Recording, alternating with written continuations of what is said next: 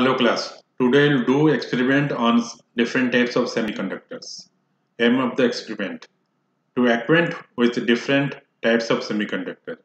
Apparatus required. Different semiconductor material. Introduction.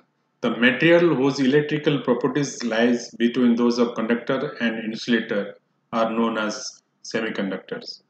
The example of such materials are germanium, silicon, germanium arsenide, cadmium sulfide.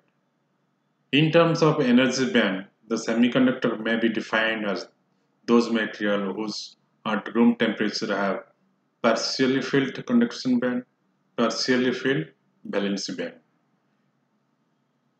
A very narrow energy gap between conduction and valence band. We know that at absolute zero temperature, there are no electrons in the conduction band of semiconductors, and the valence band is completely filled. Thus, the semiconductors behave like perfect insulators. The width of energy gap reduces. Consequently, some of the electrons jump into conduction band and semiconductor shows conductivity.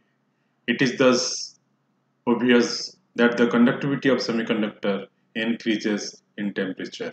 The electrical conductivity of semiconductors in range of 10 to the power minus 3 to 10 to the power minus 8 per ohm per centimeter. Types of semiconductor. The semiconductors are following two types: intrinsic semiconductor, extrinsic semiconductor. Intrinsic semiconductor. A semiconductor which is extremely pure form is known as intrinsic or pure semiconductor. The nature of semiconductor is such that even a small amount of certain impurities can change their electrical properties drastically. It is due to this fact that a semiconductor would not be called truly intrinsic unless the impurity is very small. For germanium, it is less than 1 part in 10 parts. In actual practice, however, a semiconductor metal with some but large impurities more than this mentioned above is still called semiconductors.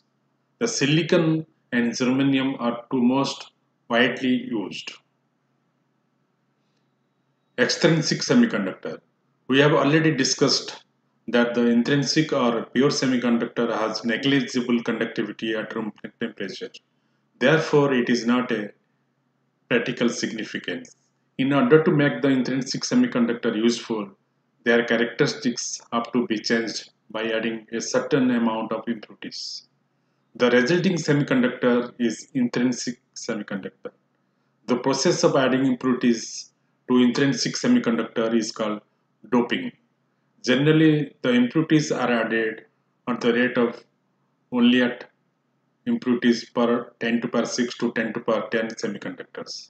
As a result of this, the impurities atoms are separated in the crystal by the hundreds or thousands of semiconductors atoms in all directions. These atoms are so scarce that they don't exert any influence of the manner in which the crystal grows. The process of adding impurities is to increase either the number of free electrons or holes in the semiconductors. Generally, two types of semiconductors are added to the semiconductors, namely the impurities containing three valence electrons called trivalent impurities and impurities containing five valence electrons called pentavalent impurities. The resulting semiconductor may be the following two types: N types and P types. N-type semiconductor. The semiconductor which are obtained by introducing pentavalent impurities are called N-type semiconductor. The pentavalent impurities is an element group B or periodic table. The element in this group contains 5 valence electrons. The typical example of such elements are phosphorus, antimony, arsenic, and bismuth. These elements donate excess electrons, therefore these elements are known as donor or n-type semiconductors. It may be noted that out of 5 valence electrons, 4 will form covalent bond by sharing one electron each with the electron of neighbors atoms. This extra electron, if detached from antimony atom, will be available as a carrier of the current. This energy required to detach this electron is order of 0.05 electron volt for silicon for and 0.01 electron volt for germanium. The addition pentavalent impurities atoms give away or donates its fifth electrons. After donating, the impurities atom becomes positively charged ion and known as donor ion. This ion is bounded by 4 covalent bonds in the crystal lattice and therefore can be made to move within the lattice. As a result of this, donor ion don't contribute to the conduction of the movement of the electron and holes. But the major part of the current flows due to the movement of the electrons.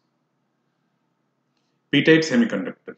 The semiconductor which are obtained by the introducing trivalent impurities atoms are known as p-type semiconductor. The trivalent impurities is an element group third of the periodic table. The element in this group contains 3 valence electrons. It has been observed that when a trivalent impurity is added to a pure semiconductor, it displaces some of its atoms. The structure of silicon crystal containing an indium atom at the center position, the 3 valency electron of an indium atoms, 3 covalent bond by sharing one electron with the neighboring electrons. However, the fourth bond is incomplete. A vacancy which exists in the incomplete covalent bond constitutes a hole. However, the indium atoms seeks its surrounding by taking an advantage of thermal motion, which brings one electron. The position is captured by an indium atoms. After doing this, the indium atom becomes of immobile ion. If a pure semiconductor is doped with p-type impurities, the number of holes and the valence band increases above the level, which would be available in pure semiconductor. However, the number of electrons in the conduction band increases below level, which would be available in a pure semiconductor. It is due to that a large number of holes present in the semiconductor increases the rate of recombination of holes with the electrons, because the greater the number of holes in the valence band and that of the electrons in the conduction band, the Fermi level shift toward the top of the valence band. Procedure. Arrange the intrinsic semiconductor in the laboratory. Arrange the impurities to be added in the intrinsic semiconductor. Pentavalent impurities: phosphorus, arsenic, antimony, and bismuth. Trivalent impurities: aluminum, germanium, boron, and indium. And the pentavalent or trivalent impurities to the intrinsic semiconductor. Now determine whether extrinsic semiconductor are n-type or p-type. If the electrons are majority charge carrier, then the semiconductor is n-type. If the holes are majority charge carrier, then the semiconductor is p-type.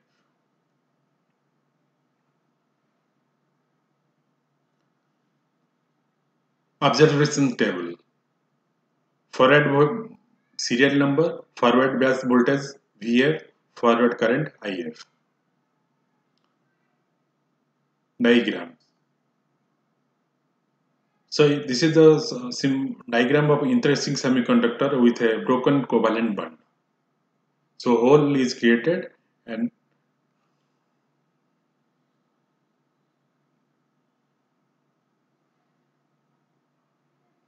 so this is the figure of energy band diagram for an intrinsic semiconductor, and the Fermi level is exactly in between conduction band and valence band.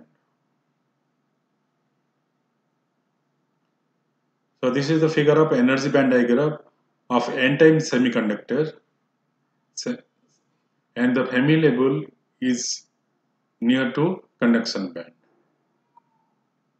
shifted to near conduction band, towards conduction band. So this is the figure of silicon atom replaced by a stationary atom in a crystal lattice. So this is the free electrons.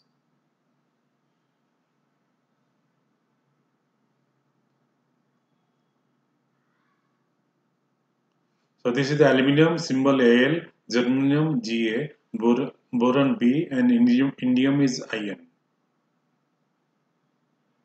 So this is the figure of silicon atom replaced by indium atom in a crystal lattice. So here hole is created. So phosphorus symbol is P, arsenic As, antimony Sb, bismuth Bi. So this is the figure of energy band diagram for p-type semiconductor. Here the Fermi level is shifted towards the valency band.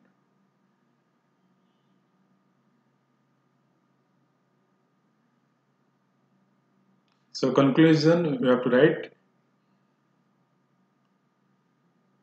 Thank you for watching the experiment.